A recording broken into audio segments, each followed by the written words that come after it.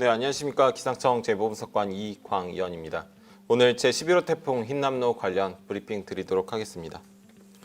우선 현황입니다. 다들 지난 밤 많이들 보셨다시피 제11호 태풍 흰남노는 지금 제주도 동쪽을 지나서 계속해서 북동진해 상륙 그리고 동해상으로 진출해서 계속해서 나가고 있습니다. 오늘 아침 9시 기준 중심 위치를 살펴보면 울릉도 남남서쪽 약 120km 부근 해상에서 62km, 시속 62km의 속도로 북동진하고 있습니다. 지금 현재 중심 기압은 965헥토파스칼, 중심부 최대 풍속은 37m/s, 강풍 반경은 390km로 여전히 어느 정도의 세력을 유지하고 있는 그런 모습들이 나타나고 있습니다. 이번 제11호 태풍 흰남노 특징에 대해서 좀 한번 살펴보도록 하겠습니다. 경로적인 특징 그리고 강도적인 측면, 이 양쪽 측면 모두에서 대단히 독특한 모습들을 보였는데요. 우선 제일 먼저 강도적인 측면에서 일반적으로 저희가 평소에 보던 그런 태풍과는 다른 모습들을 보여준 부분들이 있습니다. 제일 먼저 흰남노 되게 높은 고위도에서 만들어졌습니다. 고위도에서 만들어져서 북태평양 고기압에 밀려서 이제 남서진 또는 남진하는 과정에서 급격한 발달을 하게 되었는데요. 전에 브리핑에서도 설명드렸다시피 이제 태풍의 성장을 방해하는 연직시어가 약한 구간을 지나는데 더해 상층의 발산이 강해서 태풍의 성장 지원을 돕고 또 연료가 되는 대기 중에 수증기량을 공급하는 해수면도가 높은 구간을 지났기 때문에 급격한 발달을 이뤄내게 되었습니다. 이후 흰남노는 남쪽으로 내려가서 이제 오키나와 남쪽 해상에서 정체하는 모습을 보였습니다. 북태평양 고기압에 밀려서 남쪽으로 내려갔고 그 이후에는 북태평양 고기압이 위쪽을 막은 상황이 벌어졌기 때문에 정체했는데요. 이렇게 정체하는 과정에서 약 이틀에서 3일간 정도 정체를 하게 되었는데 이 태풍이 만든 흐름이 아래쪽에 위치하고 있는 상대적으로 차가운 바닷물을 위쪽으로 끌어올리게 되면서 해수면도가 낮아지게 되고 그 결과 태풍의 세력이 약해지는, 그래서 급격한 발달로 초강력까지 성장했던 태풍이 한때 더 약해지는 그런 모습들을 보여줬습니다. 이렇게 약해진 태풍 북상하면서 독특하게도 다시 재발달을 이뤄냈습니다. 스스로가 만든 용승에 의해서 차가워졌던 그런 해수면을 벗어나게 되고 다시 북상하면서 크로시오 해류와 연관되어 있는 고수온역 그리고 특히 여룡량이 풍부한 바다 위를 지나는 과정에서 연료를 충분히 공급받고 이에 더해서 성장에 방해가 될 만한 그런 역학적 조건이 없는 구간을 지나는 과정에서 다시금 매우강까지 발달하는 그런 모습들을 보여줬습니다. 경로적인 측면에서도 아까 방금 전에 말씀드렸지만 좀 굉장히 독특했습니다. 일반적으로 이제 고기압 가장자리를 따라서 이제 시계 방향으로 이동하는 데 반해서 초반에는 고기압에 밀려서 오히려 반시계 방향으로 돌아가는 모습들, 그리고 이후에는 다시 정체 후 급격한 방향 전환 후 북상하는 모습들을 보여줬습니다. 이 중에서도 특히 이제 우리나라 부근에 올라와서 지나가는 때를 보시면 이제 오른쪽 아래 같은 경우는 지난 밤에 벌어졌던 일입니다. 자정을 전후로 해서 성산포 동쪽 40km 해상, 성산포에서 동쪽 40km 해상을 지나가면서 제주도에 최근접했고요. 이제 점점 더 북동진에 올라오면서 오늘 새벽 4시 50분에 거제에 상륙했고 오늘 아침 7시 10분에 울산에서 다시 동해상으로 진출하게 되었습니다. 이 태풍 태풍의 중심 기압을 산정하는 것, 중심부의 결국 세력의 강도를 산정하는 것은 어떻게 보면 대단히 중요한 요소 중에 하나입니다. 특히 이렇게 근접하게 된 부분에 있어서는 결국은 어느 정도의 세력을 가지느냐, 얼마나 약화되느냐를 나타낼 수 있는 지표이기 때문에 이것들을 분석하는 것이 대단히 중요한 부분이고, 특히 관측망이 점점 조밀해져 오는 제주도 부근 해역을 지나서 북상해 오고서부터는 저희가 이전에 먼 대양 위에서 위성과 일부 소수의 관측 자료들로만 관측하는 것에서 벗어나서 이제는 실제 보다 체계적인 관측 결과들을 바탕으로 분석을 할 수 있었습니다. 그래서 저희가 이제 남해 부위라든가 거제도 부위라든가 이제 부산에 있는 오륙도라든가 근처 이제 지금 지도에 표기하진 않았지만 수없이 많은 AWS나 아서스의 관측 자료들을 활용해서 분석한 결과 제11호 태풍 흰남노는 성산포 동쪽 40km 부근에서 제주도를 최근접 통과를 할 때 중심 기압이 945헥토파스칼, 그리고 계속해서 북상해서 거제에 상륙할 때쯤에는 955헥토파스칼, 그리고 울산에서 다시 동해상으로 진출할 땐 960헥토파스칼 정도의 중심 기압을 가지는 것으로 분석이 됐습니다.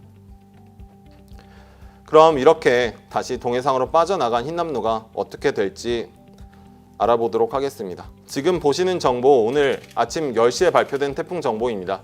계속해서 북동진할 것으로 예상이 되고, 북동진해 나가는 과정에서 이제 고위도대에 접어들게 되면 해수면 온도가 대단히 낮아지는 측면, 21도 언더로 21도보다 더 낮아지는 그런 곳들과 만나게 되면서 이 태풍은 열대 저기압 또는 태풍으로서의 세력을 잃고 온대 저기압으로 변질될 것으로 예상이 되고 있습니다.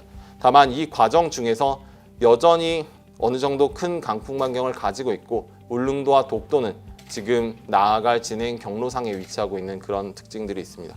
그렇기 때문에 지금 시점에서 울릉도와 독도를 제외한 나머지 전국 대부분 지역은 이제 태풍의 영향권에서 벗어난 측면들이 있지만, 울릉도 독도에 계신 분들은 여전히 계속해서 주의를 기울여 주셔야겠습니다.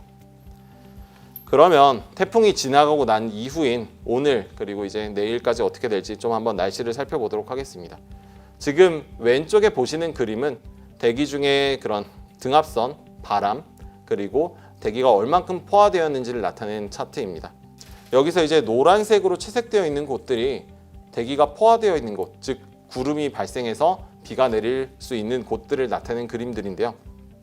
지금 보시면 어제 그리고 오늘 계속해서 우리나라에 많은 비를 뿌렸던 이 태풍에 동반된, 그리고 남쪽 공기와 북쪽 공기가 충돌하면서 만들어낸 구름대는 태풍이 계속해서 북동진에 나가게 됨에 따라서 같이 따라 나갈 것으로 예상이 됩니다. 그렇기에 대체로 오늘 오후 이후로는 맑은 날씨가 나타날 것으로 예상이 됩니다. 하지만 바람은 조금 다른데요.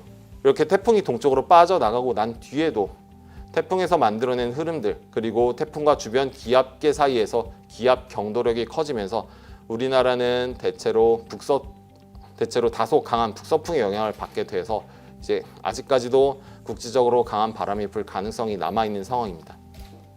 해상 상황은 대기보다 조금 더 영향이 오래 지속되게 됩니다.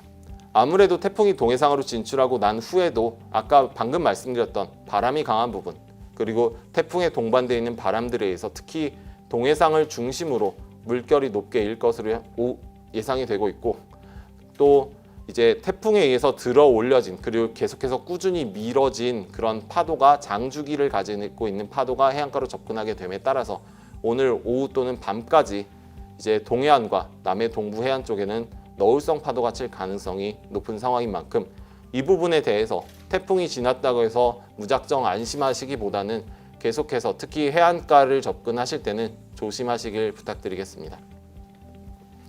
네, 이번 태풍 어떤 기록들을 남겼는지 한번 살펴보도록 하겠습니다.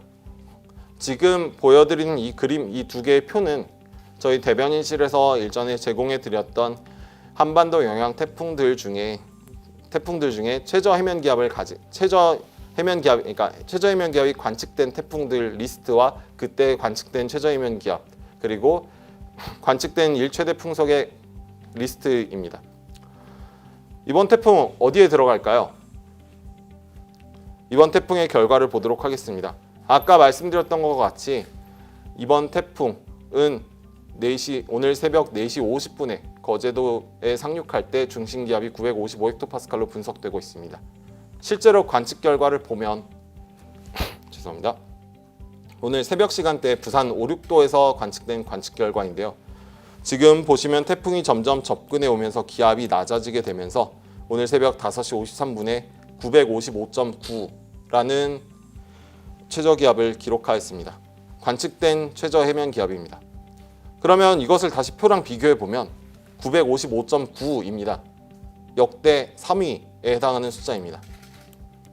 이번 태풍과 관련해서 많은 비교의 대상 중에 하나가 되었던 매미와 비교할 때 고작 1.9 헥토파스칼 차이입니다. 또 다른 비교 대상이었던 루사와 비교를 해보면 루사보다 6 헥토파스칼 이상 더 기압이 낮은 상황입니다. 즉 이번 태풍 대단히 강력한 태풍이었습니다. 바람 또한 마찬가지인데요.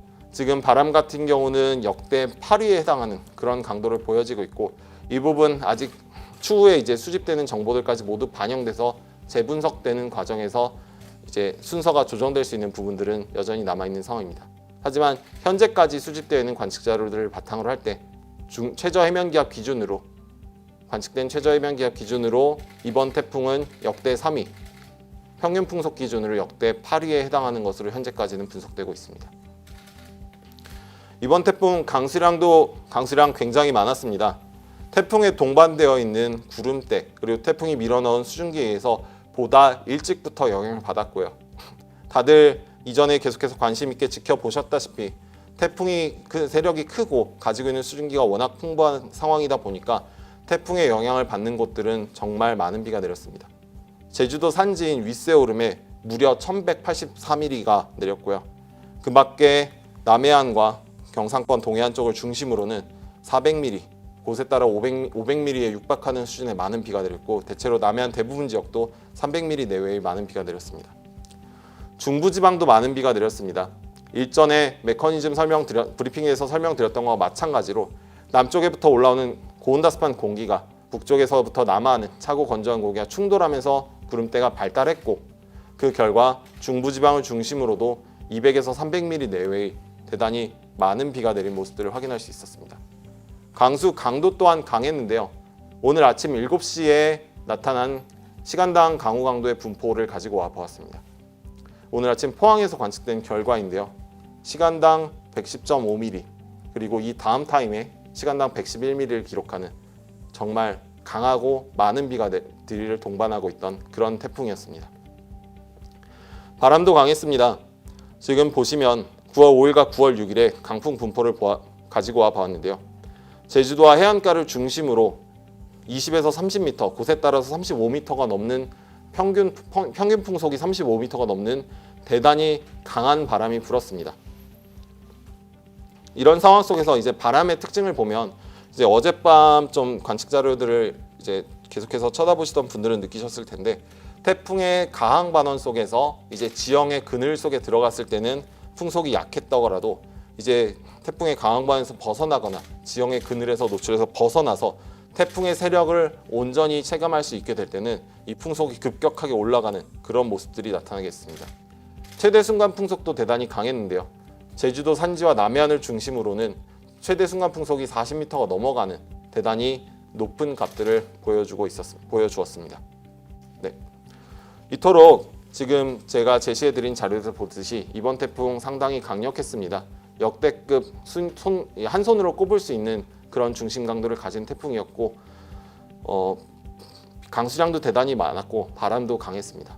네, 이렇게 어느 정도 이번 태풍에 대해서 좀 전반적으로 어떻게 진행되었는지 그리고 어떤 결과를 남겼는지 마지막 정리를 해보도록 하고 이제 이 제11호 태풍 흰남노와 관련해서는 이번 브리핑을 통해서 마무리하도록 하겠습니다. 다음번에 내일 이제 저희가 정례 브리핑 또다시 진행할 예정인데요. 이제 내일 진행될 정례 브리핑에서는 이제 다가오는 추석 명절 그리고 그 이후 날씨에 대해서 말씀드리도록 하겠습니다. 네, 이것으로 오늘 브리핑 마치도록 하겠습니다.